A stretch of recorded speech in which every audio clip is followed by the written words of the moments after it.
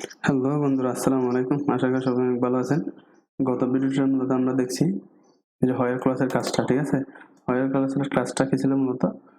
এই যে আমাদের ডাটাবেজের ডাটা বলে ইনসার্টকৃত ডাটাগুলা, ইনসার্টকৃত ডাটাগুলোর মধ্যে স্পেসিফিক কোন একটা অ্যাট্রিবিউট ধরে কোন একটা ভ্যালু প্রিন্ট করা, ঠিক আছে?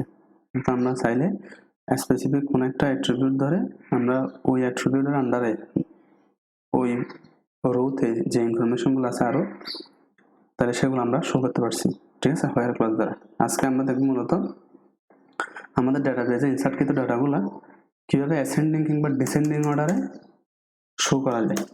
যে কোনো একটা অ্যাট্রিবিউট ধরে অ্যাসেন্ডিং এবং ডিসেন্ডিং মানে কি, সেটা হলো আপনার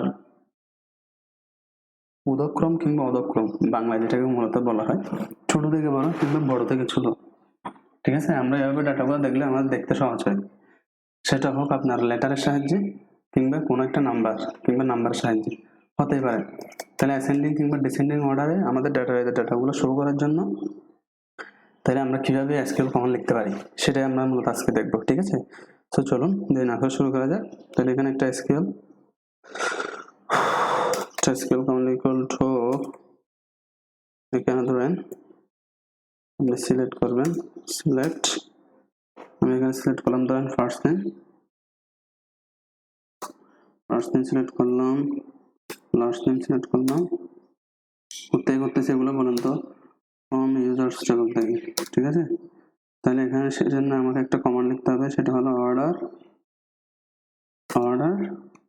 বাই, ঠিক আছে? তাহলে আমি কিসের অর্ডারের ভিত্তিতে এটা করতেছি, বা আমি অর্ডার বাই নর্মালি ডিফল্ট ভাবে সেই অ্যাসেন্ডিং ভ্যালুগুলো আমাদের প্রিন্ট করে, ঠিক আছে? কিন্তু আমরা যদি স্পেসিফিক ধরে দিতে চাই ডিসেন্ডিং, তাহলে সেক্ষেত্রে আমাকে কমান্ড লিখতে হবে। তাহলে এখানের মধ্যে আমি অর্ডার বাই এর মধ্যে আমি লিখে দিব আমি কিসের সাপেক্ষে ডাটাগুলো দেখতে যাচ্ছি। তাহলে সেটা ধরুন সেটা হতে পারে আইডি ধরি, যেমন আমি আইডির সাহায্যে দেখতে পাচ্ছি, কারণ আমার ডাটাবেসের মধ্যে দেখেন যদি অ্যাসেন্ডিং থাকে তাহলে তো ভালো, না থাকলে আমরা রিফ্রেশ দিয়ে দেখি, তাহলে অবশ্যই না 2 3। আচ্ছা, এগুলো আমার অলরেডি ছোট থেকে বড় আকার সাজানো যেহেতু আছে, তাহলে আমরা চাচ্ছি এখানের মধ্যে কিস থাকবে। দেখেন আমরা তাহলে একটা কাজ করি, যে কোনো ফিল্ড ধরি, যেমন এখানে যে কোনো একটা অ্যাট্রিবিউট আপনি দিতে পারেন, যেমন আমি চাচ্ছি লাস্ট নেম অনুসারে সে দেখাবে। তাহলে লাস্ট নেমের মধ্যে দেখেন এখানে যে লেটারগুলো আছে তার মধ্যে এ, মানে এ কোথায় আছে, অর্থাৎ আমার আলমটা আগে প্রিন্ট করবে, তারপর প্রিন্ট করবে এটা, আবার প্রিন্ট করবে এটা, আবার প্রিন্ট করবে এটা, প্রিন্ট করবে, এরপর প্রিন্ট করবে কোনটা পর্যন্ত, বস, ঠিক আছে? তাহলে দেখি করার কথা যদি এভাবে করি, আমরা নিয়ম অনুযায়ী আমাদের হয়, তাহলে এভাবে অবশ্যই করার কথা। তাহলে দেখি আমরা আইডি দিয়ে করি, আইডি অথবা আপনি লাস্ট নেম দিতে পারেন, লাস্ট নেম। তাহলে এখানে আমরা দিলাম লাস্ট নেম, তাহলে লাস্ট নেম অনুসারে সে আমাকে অ্যাসেন্ডিং অর্ডারে ভ্যালুগুলোকে প্রিন্ট করাবে। এটার মানে হলো সেই কথাটা, ঠিক আছে? তাহলে ঠিক হুবহু আগের মতোই। তাহলে এখানের মধ্যে কি করবে, সে কানেক্ট, সে কোয়েরি করবে এসকিউএল, এগুলো এটাকে কোথায় রাখবে, সে রেজাল্ট নামক একটা রাখার পর এই যে আগের মতো আর বোঝা যাচ্ছে না। তারপর সে কি করবে বলুন তো, সে চেক করবে যে রেজাল্টের মধ্যে নাম্বার অফ রো সংখ্যাটা, ঠিক আছে, নাম্বার অফ রো সংখ্যাটা মানে রো আছে কিনা বা ভ্যালু আছে কিনা, মূলত এটা যদি থাকে সে কি করবে, যদি থাকে সে কি করবে, সে রেজাল্টে যে ভ্যালুগুলো থাকবে সেগুলোকে একটা অ্যারের মাধ্যমে নেবে। সেটার নাম কি, সেটা হলো ফেচ অ্যাচুক। এই অ্যারের মাধ্যমে নিয়ে ধরেন সেগুলোকে সে একটা ভেরিয়েবলে রাখলো, রো নামক একটা ভেরিয়েবলের মধ্যে রাখলো, রাখার পর তাহলে এখন রো এর মধ্যে ভ্যালুগুলো আছে না,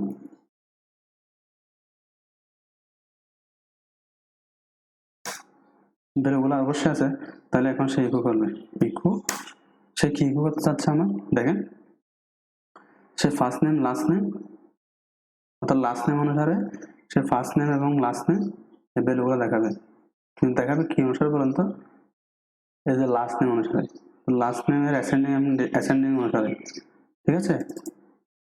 তাহলে এখানের মধ্যে আমি এখানে চাইলে আপনি আইডিও সিলেক্ট করতে পারতেন। আচ্ছা, এখানের মধ্যে আমি আইডিকেও রাখতেছি, ঠিক আছে। আইডিও সিলেক্ট করলাম, তাহলে এখানের মধ্যে আমি দিলাম আইডি,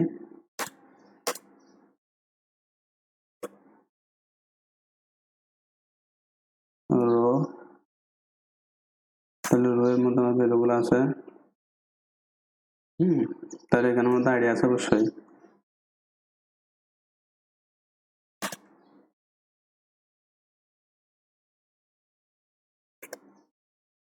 এরপরে কি প্রিন্ট করবো বলুন তো, স্পেস নিলাম, স্পেস নেওয়ার পরে এখানে একটা কাজ করি আমরা, এখানের মধ্যে লিখি নেম, নেম, তাহলে নেমের মধ্যে কি থাকবে,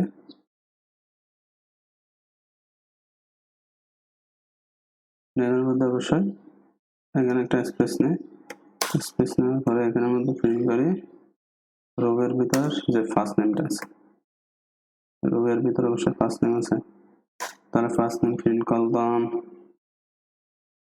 একটা স্পেস,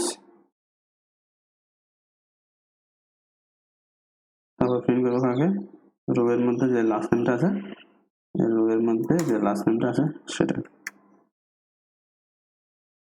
রোয়ের মধ্যে যে লাস্ট নেমটা আছে সেটাকে প্রিন্ট করবো, ঠিক আছে। করার পর এটাকে যদি আমরা আচ্ছা, তাহলে এতটুকু করার পর সে ইকো করবে, ঠিক আছে। যদি সবকিছু ঠিকঠাক থাকে, যদি ঠিক না থাকে তাহলে সে আমাকে একটা এরর শো করাবে, ইকো জাস্ট আমি একটা ইনফরমেশন দিলাম এরর, ঠিক আছে।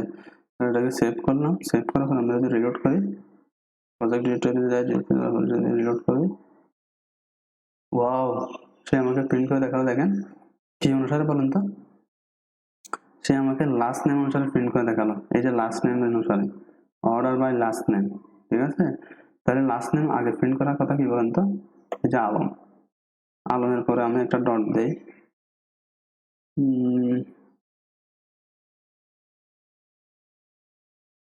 তাহলে ফার্স্ট নেম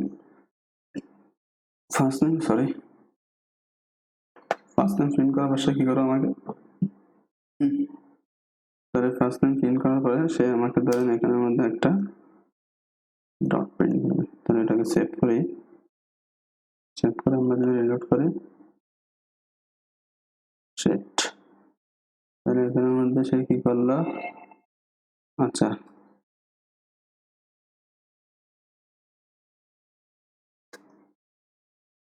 সেভ করলাম, সেভ করে রিলোড করলাম, ওয়াও, তাহলে এখানের মধ্যে দেখান আমাকে, আচ্ছা ফার্স্ট নেম না, এটা মূলত লাস্ট নেমে করা হচ্ছিল আমার থেকে, তাহলে এখান থেকে একটা কাজ করি, সেভ করি, সেভ করার পর এটাকে যদি আমরা রিলোড দিই, ওকে এখন সুন্দর দেখাচ্ছে। তাহলে আমরা লাস্ট নেম অনুসারে করলাম না, দেখেন লাস্ট নেম আলম, এই যে আলম, আলম, আলম, তারপর আসলে দেখছেন বস, এগুলো সবচেয়ে বেশি সুন্দর লাগবে কখন জানেন, যখন আমি এখানে একটা ব্র্যাকেট ইউজ করবো, দেখেন এখানের মধ্যে আমি একটা ব্র্যাকেট ইউজ করি,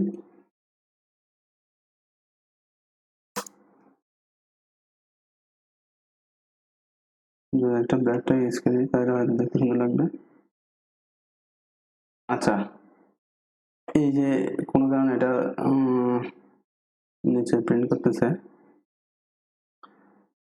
আমরা একটা কাজ করে আমরা কিছু এলিমেন্ট যদি কমাই, এখানে দেখেন ধরেন আমি নিচ থেকে কিছু, এই যে যেহেতু একাধিকবার এটা প্রিন্ট হয়েছে, তাহলে আমি এখান থেকে কয়েকটা কেটে দেই, কোনো প্রবলেম নাই। আমি এটা একই ধরনের ডাটাকে একবার রাখতে যাচ্ছি শুধু, ঠিক আছে, যাতে আমাদের আউটপুটটা দেখতে সহজ হয়। ইমন যেহেতু একাধিকবার ছিল, তাহলে আমি শুধু একবারই রাখলাম, ঠিক আছে। এটাকে রিফ্রেশ করলাম, রিফ্রেশ করার পর আমরা একটা কাজ করি, যেহেতু এটা আমাদের